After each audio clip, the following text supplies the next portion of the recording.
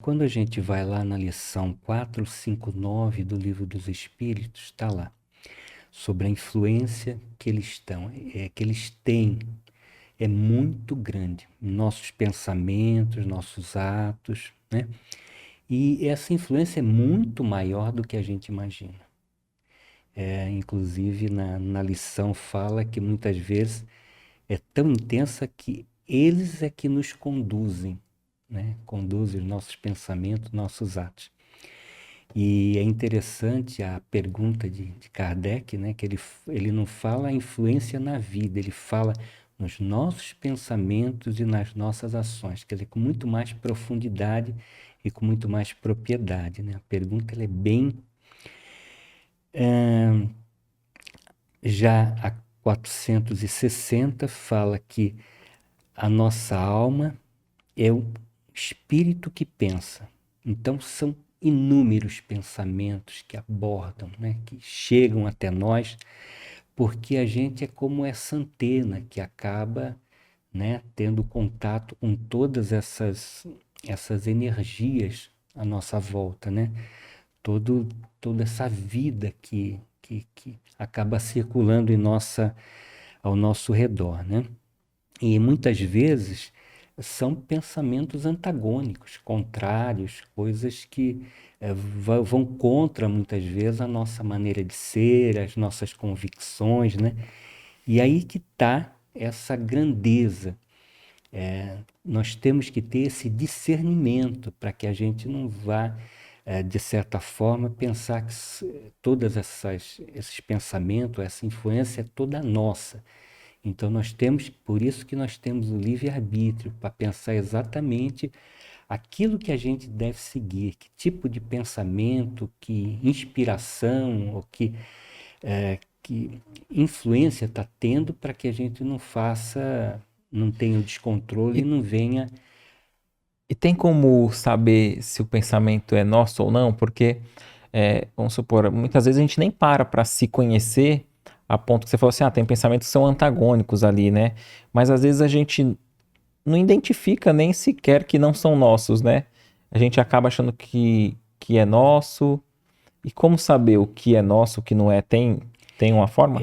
Exatamente. Aí você já está lá na lição 461. Como distinguir se são pensamentos nossos ou são sugeridos, né? É, Via de regra, um pensamento nosso é um primeiro impulso. Aí, num segundo momento, quando é sugerido, é como se fosse uma voz dentro de nós, né? E na realidade, é importante que, como a gente tem um livre-arbítrio para poder perceber e fazer esse discernimento, jamais um espírito de luz vai nos influenciar ou vai pedir para que nós façamos algo que esteja fora de um contexto, daquilo que a gente acredita, fora das nossas convicções, ou exigindo coisas demasiado antagônicas que vai nos prejudicar e prejudicar o próximo. Então, eles só vão sugerir coisas boas. Se passar por nós qualquer pensamento ou qualquer sentimento, né, de raiva, de maldade, não é nosso, tá sendo sugerido. E, na realidade, as nossas imperfeições vão de certa forma, fazer essa sintonia. Sim, do, do grego, aproximação, e tonia, é encontro. Então, essa proximidade, esse encontro de tonos das pessoas. Então, por isso que, sem ter esse medo da gente pensar nos pensamentos que nos chegam, nós precisamos fazer uma introspecção para saber os nossos pensamentos como é que estão as nossas atitudes, como estão os nossos sentimentos. Por isso que a gente sempre fala em reforma íntima. O controle está em mudança interior, para que a gente não estabeleça vínculos que a gente não queira, por afinidades que de repente a gente nem vai perceber que são antagônicas ou que vão ferir suscetibilidade, que vai, de certa forma, a gente está enveredando pelo caminho da maldade sem que a gente se perceba como tal.